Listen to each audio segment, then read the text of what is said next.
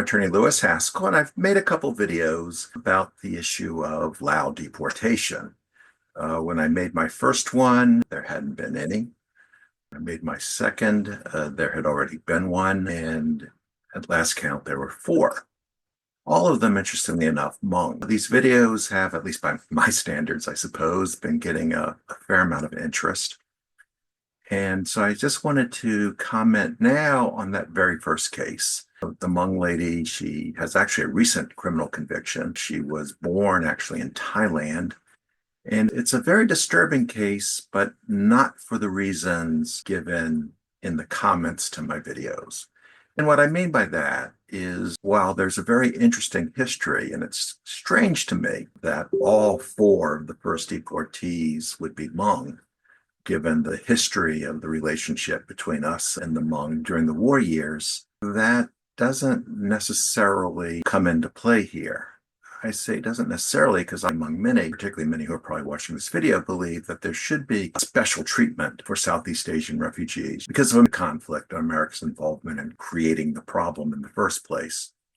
And certainly that was true in the days of creating the refugee program. It was actually President Jimmy Carter at the time who specifically increased the number of refugees that we take each year to roughly 100,000, specifically in response to the problems coming out of Southeast Asia.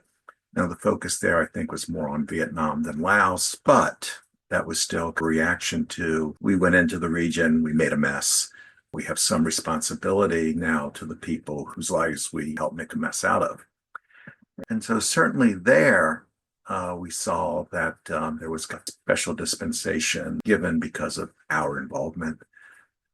However, on the other side, when people get to come here and get their green cards, but then commit crimes, I can't say that I've observed any special treatment whatsoever for Southeast Asian refugees. They get final orders of removal pretty much everyone else who's not a U.S. citizen. There was some commentary on my earlier post about the fact that this woman was actually not truly Lao in that she was born in Thailand in a refugee camp. And thus, there's a question as to the appropriateness of sending her to Laos. Again, this is kind of a non-issue, although it is kind of a big part of the issue in terms of getting Laos to take these people back. It is very much a matter of Lao law, whether or not the folks born in Thai refugee camps are Laotian, just as it's a matter of Cambodian law or Vietnamese law as to whether or not they recognize these folks as their citizens. And it does create an issue in trying to get these countries to take these folks when they have no record of them. This has been a huge issue on the Cambodian side, where we do have a memorandum of understanding, and under Cambodian law, these folks are Cambodian citizens. But when it comes time in each individual case to say, oh, Cambodia, take them, Cambodia oftentimes replies, but we don't know who they are. We have no record of them. We're not sure that this person really is a citizen of the Kingdom of Cambodia. And so we've had a lot of folks with final orders of removal who have been unable to secure travel documents, or more to the point, for whom ICE has been unable to secure travel documents. And so they are still here. What is very clear is that this woman is not a citizen of Thailand, as it is very clear under Thai law that these folks are not Thai, that they are nationals of their parents' country. I know in my own case, when I'm in the immigration court and I'm representing a refugee from any country, I always put down on my pleadings that my client is stateless and refuses to designate a nation for removal. Then the judge will immediately designate whatever Homeland Security is saying is their home country for me. And I do that for exactly these sorts of situations. But if my client is to receive a final order of removal, one of the things that Homeland Security cannot use as evidence in dealing with the governments of any of these countries is that my client may claim to being a citizen of their country or designated their country as a place to be removed to. So while as a matter of American law, none of this is particularly relevant, ICE will send them, frankly, to whoever will take them and accept them as one of their nationals or as one of their citizens. And so that is where the whole deportation issue in Southeast Asia, not just Laos, but Cambodia and Vietnam as well, has been particularly interesting. Now, what makes this case so disturbing is at the time of her removal, there was a motion pending in criminal court, in the state criminal court, to vacate her conviction on constitutional grounds. Well, I would imagine that ICE was aware of this. One would hope that her lawyers told them, would hope that her lawyers applied to stay the removal while this case pended, but ICE removed her anyway. And that to me is the most frightening part of this case. I have had cases in the past where my people were on the verge of deportation, the verge of being physically removed from the country. I drove down to Burlington. My office is in Lowell, Massachusetts. I went down to Burlington, Mass, which is where the ICE office, where the deportation officers were. And I would speak with the relevant DO. And I've never had a problem getting one to give me a very finite amount of time, but some amount of time to do whatever it is that I was trying to do to keep the person in the country. There is a formal process as well, which is kind of an application to the same people. So it's pretty much the same thing in reality, where you apply to ICE for a stay of removal. And this would be, in some cases, an acceptable reason that I believe that the criminal conviction giving rise to my deportation was constitutionally flawed in her case, and that I'm in the process of getting this case reopened, the conviction vacated, and thus the immigration court case reopened and the order of removal vacated as well.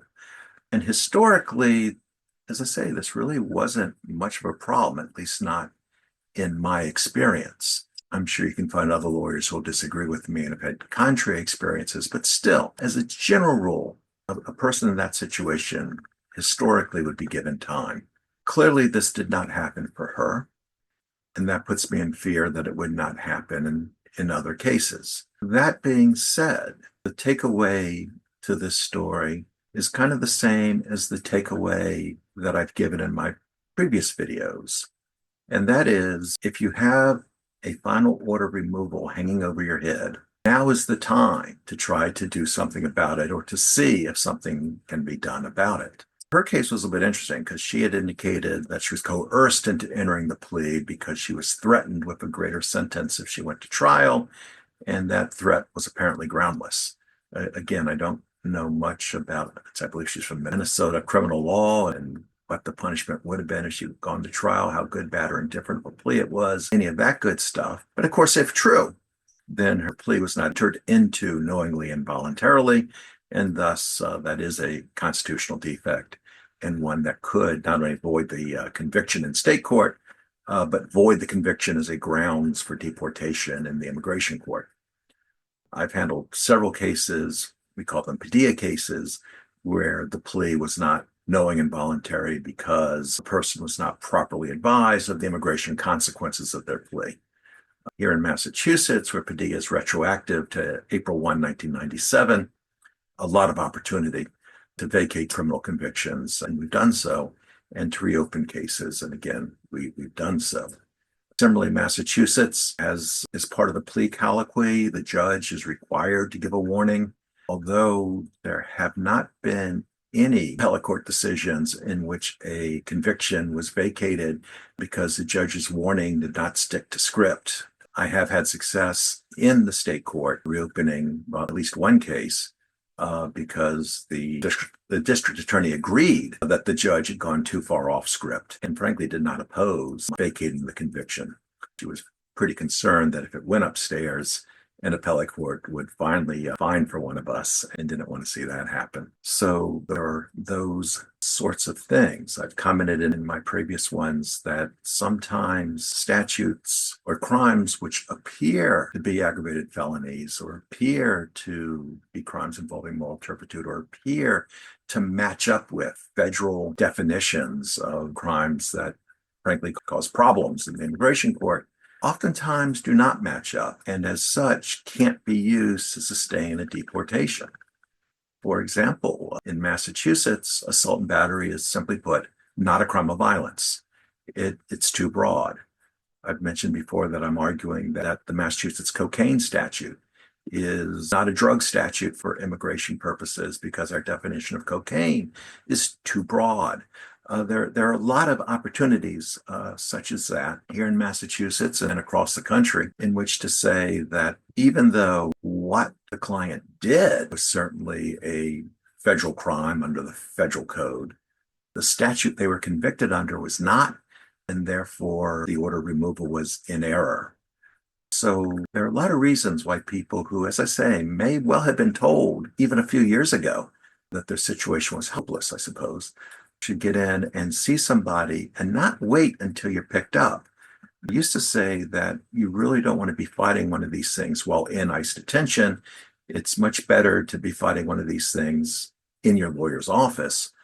Now I say you may not get the chance to fight these things in ICE detention. And so it'd be good to be more proactive now that we're seeing that at least some of these 4,850 folks are in fact being physically removed from the country. So if I can be help, if you would like to reach out, please feel free to do so. I have spoken to a few people about their situations.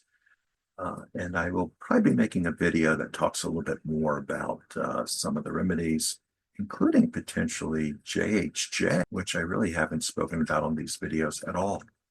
Thank you.